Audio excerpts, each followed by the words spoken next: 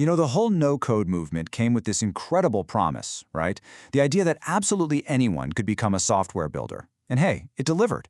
If you have an idea and an internet connection, you can build a working app. But there's this really uncomfortable truth that nobody likes to talk about. Almost all of these products never make a single dollar. Okay, let's get into why. The failure rate is just staggering. Seriously. We estimate that about 95% of the products built with no-code or AI tools never generate any meaningful revenue. They get built, people get excited about them in online forums, and then they just quietly disappear with zero paying customers. And this quote, man, it just nails the problem perfectly. The app works, all the buttons are there, the features are functional, but as a business, it's a complete ghost town. So in this explainer, we're going to break down exactly why this happens, and way more importantly, what that successful 5% does completely differently. Okay, so the first and honestly the most fundamental reason for all this failure is something I call the building trap. It's this psychological loop that feels exactly like progress, but it's really just a fast track to nowhere. This cycle probably looks dangerously familiar, doesn't it?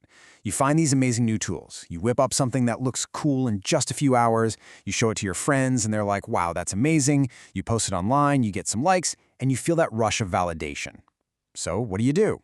You do it again. But notice what's totally missing from this loop. Paying customers. They're not even part of the equation. That dopamine hit you get from creating something is so powerful. But that's the trap. It lets you substitute the fun, satisfying work of just building for the really hard, uncomfortable work of actually building a business. The 5% who make it, they know that building the app is the easiest part of the whole process. It's just one step, it's not the final destination. All right, so escaping the building trap, that's hurdle number one. But even for the folks who get past that, there are 4 other critical mistakes that pretty much guarantee failure. Let's break them down one by one. This is it. This is the #1 killer of no-code products, period. The builder just assumes a market exists for their idea. They're just guessing. They're projecting what they want onto thousands of other people. They never, ever stop to ask the most important question of all. Will anyone actually pay me for this? For the 95%, the path is dangerously simple. They get an idea, and their very next thought, their gut instinct, is to start building. There are no checks, no balances, just a straight line from a concept in their head to a product on the screen. Now look at the path of the 5%. It's totally different. They take a critical detour. They go from idea to validate. They ask those tough questions. They go out and find real evidence. And only after they get a crystal clear yes to that question, will people pay, only then do they start to build. It's disciplined, it's based on evidence, not hope. And look, this isn't just my opinion. We have hard data on this. CB Insights analyzed startup failures, and the single biggest reason products fail, a whopping 42% of the time, is simply no market need. They built something nobody actually wanted. It wasn't because the tech was bad or the design was ugly. It was a total lack of demand. And that brings us perfectly to the second huge mistake. To get this, you have to ask yourself this classic product development question. Are you building a vitamin or are you building a painkiller? Because the difference is everything. A vitamin is just a nice to have. You know, like the 800th habit tracker app or another pretty note-taking tool. People might see it and go, oh, that's cool, but they won't open their wallets for it because the problem it solves just isn't urgent. A painkiller, on the other hand, solves a real, acute, burning problem.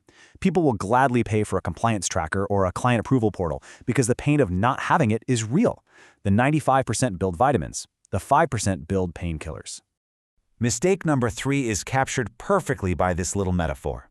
Imagine you build the most incredible 5-star restaurant in the world, but you build it in the middle of the desert.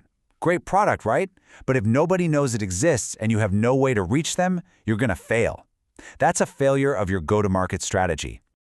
See, the 5% don't just build something and then cross their fingers hoping customers will magically show up. They integrate marketing right from day one. Before the product is even done, they already know where their customers are, what words will get their attention, and exactly how to turn that attention into actual money. Marketing isn't an afterthought, it's a parallel process from the start. Which leads us right to mistake number 4, building for everyone. When you ask someone from the 95% who their product is for, you get this super vague answer, like, oh, it's for small businesses. That means nothing. But the 5%, They are surgical. Their answer is so specific, they identify not just the person, but the exact frustrating problem they're dealing with. You have to remember this. A product for everyone is really a product for no one. Specificity is your superpower. I mean it. When you know exactly who you're building for, everything else just clicks into place. Your marketing, your pricing, your features, you know who you're talking to and exactly what they need.